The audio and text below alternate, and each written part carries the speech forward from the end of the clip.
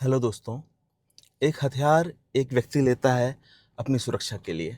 एक सिविलियन एक हथियार लेता है अपनी सुरक्षा के लिए, और ये हथियार जब वो कानूनी प्रक्रिया के तहत लाइसेंसी हथियार लेता है, एक सिविल आदमी एक हथियार प्राप्त करता है भारत सरकार से, उसके लिए अप्लाई करता है। ये बहुत जटिल प्रक्रिया है और बहुत कम लोगों को ही अपने सारे दस्तावेज जमा करने पर यह हथियार प्राप्त होता है।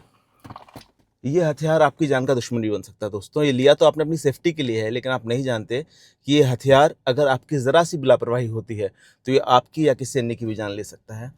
और किसी अन्य की जान लेने में या किसी की भी दुर्घटना होने में आपको सज़ा काटना पड़ सकती है, जेल जाना पड़ सकता है, और जीवन भर के लिए आप पश्चाताप से भरे रहेंगे कि ये कैसे मेरे हथियार से किसी अन्य के प्रति दुर्घटना हो गई है। आप देखते हैं आजकल लोग अपने लाइसेंस से वैध हथियारों से जाते हैं शादी ब्याह पार्टियों में और हर्ष फायरिंग करते हैं। हर्ष फायरिंग करने एक अपराध है जो कि कानून में बताया गया है और अभी संशोधन भी बहुत समय पहले किया गया है। तो हर्ष फायरिंग मत कीजिए। लोग शादी ब्याह में अपने हथियार को लेके जाते हैं, उनके रिश्तेदार उस हथियार को ले लेते हैं।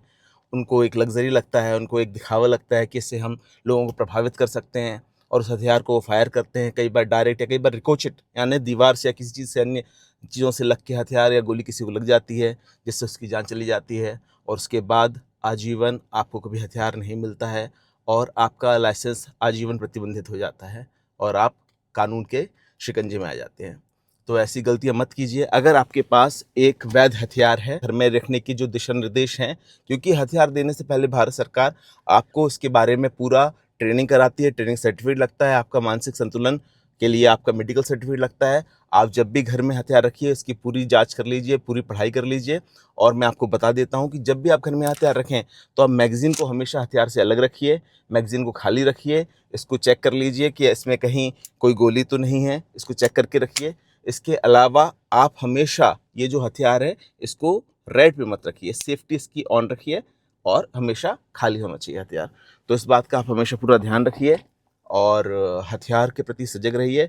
लाइसेंस बड़ी जटिल प्रक्रिया है। इसकी प्रक्रिया कैसे है, आप कैसे हथियार प्राप्त कर सकते हैं, सिविल नागरिक संहिता हमारी क्या कहती है, इसके लिए मैं आपको विशेष किसी वीडियो में बता दूंगा बाद में। एक दुर्घटना हुई है, मैंने न्यूज़ में देखा।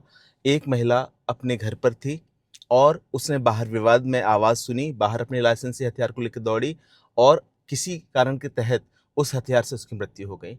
ये लाइसेंसी हथियार बहुत ही मुश्किल से प्राप्त होता है, आप इसे बड़ी मेहनत से लेते हैं। इस हथियार को आप सुरक्षित रहिए, इसके साथ आप सारे दिशा निर्देशों का पालन करिए। अगर आप सारे दिशा निर्देशों का पालन नहीं करते हैं तो ये आपके लिए बहुत नुकसानदेह हो सकता है।